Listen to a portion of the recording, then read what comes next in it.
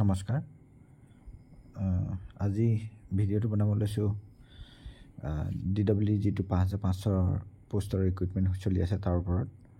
আৰু কথাটো এনেকুৱা ধৰণৰ, বিশেষকৈ এতিয়া আপোনাৰ ডেট ধৰক কেতিয়া মানে লিষ্ট ওলাব সকলোৰে চিন্তাত আছে। প্ৰভিজনেল কেতিয়া ওলাব, মেৰিট লিষ্ট কেতিয়া ওলাব। আগষ্ট মাহত ধৰক এতিয়া মানে চান্স নাই বুলিয়ে ক'ব পাৰি, কাৰণ আগষ্ট মাহত টাইম নাই। আজি 11 তাৰিখ মানে 12 তাৰিখ ধৰক, আৰু মই এতিয়া ৰাতি ভিডিঅ' বনাই আছোঁ 11 তাৰিখ শেষে আৰু 12 তাৰিখ বুলি ধৰক। তো 12 তাৰিখ হ'লে আপোনাৰ 13-14 মাজত দুদিন আছে। তো এই দুদিনটো বাৰু ইমান মানে কাম নকৰে এনেও ধৰক। কাম নকৰে মানে কি আৰু 15 আগষ্ট যুঁজা চলিব, 14 তাৰিখেতো বিজি হ'ব মানুহবিলাক, অফিচাৰ বা ষ্টাফ সকলো। আৰু আপোনাৰ এইটো কি হ'ল 15 তাৰিখে ইণ্ডিপেণ্ডেন্স ডে যিটো বন্ধ ধৰক, আৰু তাৰপিছত 16 আগষ্ট হৈ গ'ল আপোনাৰ জন্মাষ্টমী। তাৰপিছত আপোনাৰ 17 আগষ্ট ছানডে পৰিছে হ'বলা, তেনেকৈ আৰু দুদিনমান ছানডে আছে, 3 দিনমান গুচি যাব। মোটামুটি 15 তাৰিখৰ পৰা 30 তাৰিখলৈকে আগষ্ট মাহৰ 5-6 দিনমান বন্ধ আছে। তো 6 দিনমান যদি বন্ধ আপুনি ধৰি লয়, এইফালে 10 দিনমান ৱৰ্কিং ডেজ পাব আগষ্ট মাহত। আৰু সেই ৱৰ্কিং ডেজ পালেও আপুনি লাষ্টৰ ফাললৈ যদি কিবা উলিয়াই লিষ্ট ওলাব পাৰে আৰু আগষ্ট মাহৰ লাষ্টৰ ফাললৈ, কিন্তু ওলোৱা চান্সটো কম আছে। এইবাৰ মানে এনেকুৱা কৰিব ডিপাৰ্টমেণ্টে বা চৰকাৰে, মানে চৰকাৰ নিৰ্দেশ মৰ্মে আৰু CM বা EMৰ নিৰ্দেশ মৰ্মে ডিপাৰ্টমেণ্টে এনেকুৱা ধৰণৰ কৰিব লৈছে যাতে সোনকালে হ'ব প্ৰচেছটো। ধৰক 2 সপ্তাহ 3 সপ্তাহৰ ভিতৰত মানে 3খনমান লিষ্ট উলিয়াই দিব বেক টু বেক, মানে চব ফুল্লি ৰেডি হৈ ল'ব ডিপাৰ্টমেণ্ট, যাতে জল্দি জল্দি কামবিলাক হ'ব পাৰে।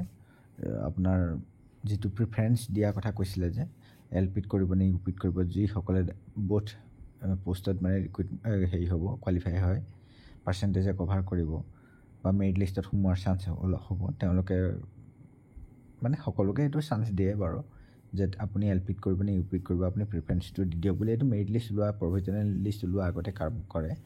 তো সম্ভৱতঃ নেক্সট যিটো পদক্ষেপ হ'বলৈ গৈ আছে আগন্তুক, প্ৰথম পদক্ষেপটো সেইটোৱে হ'ব, যাতে প্ৰিফাৰেঞ্চটো দিব। মানে প্ৰিফাৰেঞ্চ এটা উইণ্ড' অ'পেন কৰিব, আপোনালোকে চিলেকশ্যন কৰিব পাৰিব যে মই ফাৰ্ষ্ট LPতহে কৰিম, বা মই যদি দুইটাতে পাওঁ তেতিয়া মই LPত কৰিম, বা যদি দুইটাত পাওঁ অকল MEটোতে মই ফাৰ্ষ্ট প্ৰিফাৰেঞ্চ দিম, এনেকুৱা ধৰণৰ। সেইটো আপোনালোকৰ হিচাপমতে দি ল'ব পাৰিব। তাৰপিছত আপোনাৰ ধৰক সেইটো 2 দিন লাগিব তাত কাম। তাৰপিছত এখন প্ৰভিজনেল লিষ্ট উলিয়াই দিব, তেনেকৈ 2খন বা 3খন উলিয়াই দিব। উলিয়াই পেলাই আপোনাৰ মেৰিট লিষ্টখন মোটামুটি ফাৰ্ষ্ট উইকতে উলিয়াই দিব অক্টোবৰত। আৰু এতিয়া কাম কৰিবলৈ আপোনাৰ টাইম বুলি ক'বলৈ হ'লে ডিপাৰ্টমেণ্টৰ হাতত মাত্ৰ ছেপ্টেম্বৰ মাহটো আছে। আৰু ছেপ্টেম্বৰ মাহটোতো এনেকুৱা, সেইটো আপোনালোকে নিজেও দেখিছে চাগে, মই কৈ দিছোঁ, ছেপ্টেম্বৰ মাহটোত মোটামুটি 10ৰ পৰা 12 দিনমান আপোনাৰ হলিডে আছে। আপোনালোকে নিজে সেইটো চাই ল'ব। দুৰ্গা পূজা আছে লগত, আৰু ছানডে পৰিব, কিবা কিবি আৰু তেনেকৈ অক্ৰম মিলাই মিলি মানে 10-12 দিনমান আপোনাৰ হলিডে আছে। তো ছেপ্টেম্বৰ মাহত ৱৰ্কিং ডেজ বুলি ক'লে 20 দিনমান ৱৰ্কিং ডেজ আছে। 20 দিনৰ ভিতৰতে কামটো শেষ কৰিব। তো ভাবি চাওক মানে ডিপাৰ্টমেণ্ট কিমান ৰেডি হৈ আছে, এইটো নিজে মানে এটা এনালাইচিছ কৰি লওক। 20 দিন আছে ছেপ্টেম্বৰ মাহত কাম কৰিবলৈ, আৰু অক্টোবৰ মাহত অকল ফাইনেল লিষ্টটো ওলাবলৈ ৰেডি থাকিব। কাৰণ অক্টোবৰ মাহতো কি হ'ব, অক্টোবৰ মাহত 1 আৰু 2 তাৰিখে বন্ধ হ'ব। 1 তাৰিখে দুৰ্গা পূজা শেষ হ'বগৈ হ'বলা, জানো নৱমী আছে নেকি, কি আছে আৰু 1 তাৰিখে মানে দুৰ্গা পূজাই আছে, আৰু 2 তাৰিখে আপোনাৰ গান্ধী জয়ন্তী পৰিব 2 অক্টোবৰ। তো 2 তাৰিখে বন্ধ হ'ব, তাৰ মাজত আকৌ আপোনাৰ ছানডে এটা আছে।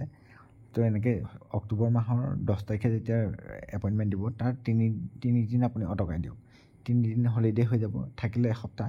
সেই এসপ্তাহৰ আপুনি 10 তাৰিখটো বাদ দিয়ক, মানে 9 দিনৰ ভিতৰত 3 দিন হেৰি পৰিলে 6 দিন থাকিলে। সেই 6 দিনৰ ভিতৰত 2 দিনৰ আগত আপোনাৰ হেৰি উলিয়াব লাগিব, মেৰিট লিষ্ট। কাৰণ দূৰৰ পৰা মানুহ আহিব ন, এইফালে ধৰক ধুবুৰীৰ পৰা আহিব লাগিব, ধৰক এইফালে ধেমাজি, তিনিচুকীয়া কেণ্ডিডেটসকল এপইণ্টমেণ্ট ডিষ্ট্ৰিবিউশ্যনৰ কাৰণে যাব লাগিব ন, যিটো চেৰিমনি হ'ব তাত মিটিঙত এটেণ্ড কৰিবলৈ যাব লাগিব। তেওঁলোকৰ কাৰণে অন্ততঃ 2 দিনটো টাইম লাগিব, ধৰক টিকেট কটা মেলা, অহা যোৱাৰ ব্যৱস্থা কৰা, বা বৰাক ভেলীৰ পৰা আহিব লাগিব কেণ্ডিডেটসকল, তেনেকুৱা কথাটো। তেওঁক মোটামুটি 6 তাৰিখ মানলৈ, মোৰ এটা আইডিয়া, অক্টোবৰ 6 তাৰিখ মানে ফাইনেল মেৰিট লিষ্ট ওলাই যাব লাগে। বেছি আগতেও নকৰে, বেছি পিছতীয়াও নকৰে। 6 বা 7 তাৰিখৰ ভিতৰত মেৰিট লিষ্ট ওলাব। তো ছেপ্টেম্বৰ মাহত কামটো শেষ হ'ব, মানে ছেপ্টেম্বৰৰ দুৰ্গা পূজা আগতে গোটেই প্ৰচেছটো শেষ হ'ব লাগিব। দুৰ্গা পূজা হ'ল আপোনাৰ 27 তাৰিখমানৰ পৰা। তো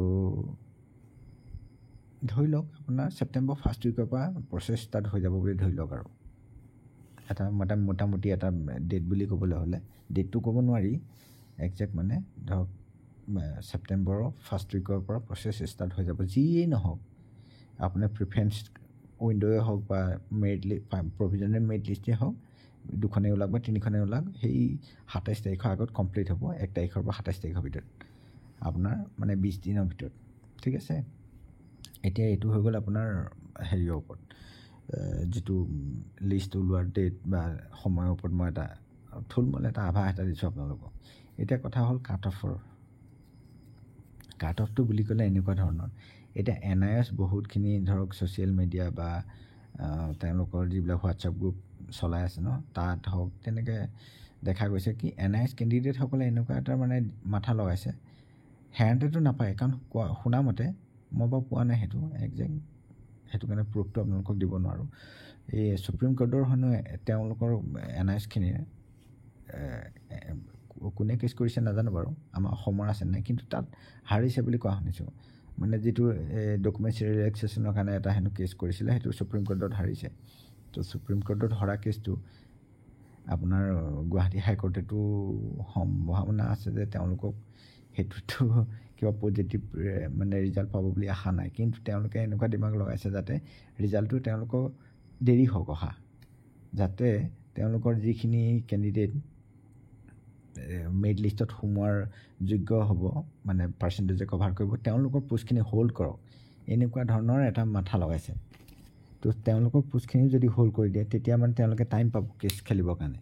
কাৰণ 1 মাহৰ ভিতৰত ধৰক জাজমেণ্ট একো নাহে, 1 মাহ টাইম আছে, 1 মাহৰ ভিতৰত জাজমেণ্ট নাহে, সিহঁতে জানে। কিন্তু জাজমেণ্ট নাহিলেও সেই পোষ্টখিনি হ'ল্ড কৰিবলৈ তেওঁলোকে মানে এটা চেষ্টা এটা কৰি আছে। আৰু তাৰপিছত এতিয়া NIOS কেণ্ডিডেটখিনি মানে কিছুমানলৈ বেয়া লাগে, ধৰক যাৰ পাৰ্চেণ্টেজো নাই বা তেওঁলোকৰ মানে এটা আশাত বন্দী হৈ পেলাই পইচা সোপা দি আছে। আৰু তাৰে মাজত কোনো প্ৰাৰ্থীয়ে কি কৰিছে, পইচা খাইছে। মাজতে সোমাই কিছুমানে পইচা খাইছে, আৰু কিছুমানে ধৰক চাকৰিটো পোৱাৰ চান্স আছে কাৰণে দিছে, আৰু কিছুমানে কি হ'ল মানে দুমোজাত পইচা এনেও ধৰক চাকৰিটোতো নাপাওঁৱেই, দি থওঁ যাতে মাৰ্কশ্বিট বা চাৰ্টিফিকেটখন ভেলিড হওক বুলি, এনেকুৱা ধৰণৰ দি আছে। আৰু সেইটো সুবিধা লৈ কিছুমানে খাই আছে। আৰু সেইটো তেওঁলোকৰ মেটাৰ বাৰু, কি হয় নাজানো, আৰু কেছত হাৰক বা জিকক নাজানো। আৰু যদি কেনেবাকৈ পোষ্টখিনি হ'ল্ড কৰিবলৈ হয়, তেওঁলোকৰ পোষ্টখিনি গোটেই ৰিক্ৰুইটমেণ্টটো হ'ল্ড কৰিব ষ্টে কৰিব নোৱাৰে, কিন্তু তেওঁলোকৰ যিখিনি পোষ্ট তেওঁলোক ধৰক মেৰিট লিষ্টত সোমাব, উইথ আহিব, সেই পোষ্টখিনি কিন্তু মোৰ সম্ভাৱনা, মই মানে যিটো ধাৰণা কৰিছোঁ, তেওঁলোকৰ পোষ্টকেইটা হ'ল্ড কৰিব। হ'ল্ড কৰিলে ধৰক 5,500 পোষ্টৰ ভিতৰত মোটামুটি ধৰক যদি 500 পোষ্টটো হ'ল্ড কৰি দিয়ে, অকণমান কিন্তু কাট অফত মানে এটা প্ৰভাৱ এটাতো পৰিব। মই যেনেকৈ ধৰক কৈছিলোঁ জেনেৰেলৰ 58 বা 59 বা এনেকুৱা যি কৈছিলোঁ, তাতকৈ অকণমান ধৰক ওপৰ হ'ব।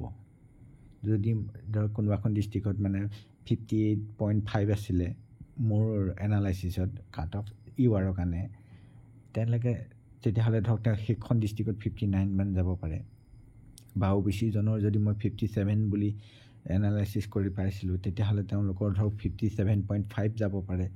সেই তেনেকুৱা মানে ডিষ্ট্ৰিক্ট লৈ পেলাই অকণমান ওপৰলৈ যাব, যদি পোষ্টখিনি হ'ল্ড হয় NIOS কেণ্ডিডেটখিনিৰ কাৰণে। মানে সেইটোৰ সম্ভাৱনা নথকা নহয়, কাৰণ তেওঁলোকৰ ধৰক ৰিক্ৰুইটমেণ্টটো মানে এনেকুৱাও নহয় যে তেওঁলোকক ডাইৰেক্ট অৱহেলাটো নকৰিব কৰ্টেও। সেইটো কাৰণে মানে চান্স এটা আছে যে তেওঁলোকৰ পোষ্টকেইটা হ'ল্ড হ'ব পাৰে। এই 400-500 মান পোষ্ট হ'ল্ড হৈ যাব লাগে। হ'ল্ড হ'লে এটা প্ৰব্লেম এটা হয়। আৰু যি নহওক দেখা যাওক সেইটো কি হয় বাৰু।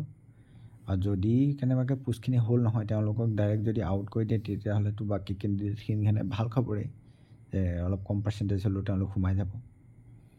দেখা যাওকচোন কি হয় বাৰু। এতিয়া হ'লেও মানে এতিয়া ধৰক NIOSখিনিও আমাৰ নিজৰ মানুহে, আমাৰ মাজৰে কেণ্ডিডেট, তেওঁলোককো ধৰক তেনেকুৱাকৈ অতৰকাই দিলেওতো ধৰক বেয়া লাগে। কিন্তু কেছত জিকি পেলাই তেওঁলোকে যদি চাকৰিটো পালেহেঁতেন তেতিয়া ভাল লাগিলেহেঁতেন। কিন্তু যদি কেছত নিজিকাকৈ পোষ্টখিনি হোল্ড কৰি ৰাখে তেতিয়াহ'লে ধৰক তেওঁলোকৰো লষ্ট হয় বা বাকী কেণ্ডিডেটখিনিও লষ্ট হয়। যি হয় মানে ক্লিয়াৰ হ'লে ভাল যিকোনো কথা এটা। মূলতঃ ভিডিঅ'টো এইটোৱে আছিলে, মই মানে অকণমান কাট অফৰ ওপৰতো এনালাইচিছ কৰিলোঁ আৰু ধৰক যিখিনি ডেট প্ৰেডিকশ্যন মানে হ'ব, এই কিমান টাইম আছে এতিয়া ৰিক্ৰুইটমেণ্টটোৰ কাৰণে, এইটো এটা থুলমূল এটা আলোচনা কৰিলোঁ। আপোনালোকৰ কিবা আৰু যদি জানিবলগীয়া থাকে অকণমান কমেণ্ট কৰি দিব, মই ৰিপ্লাই কৰি দিম। ধন্যবাদ।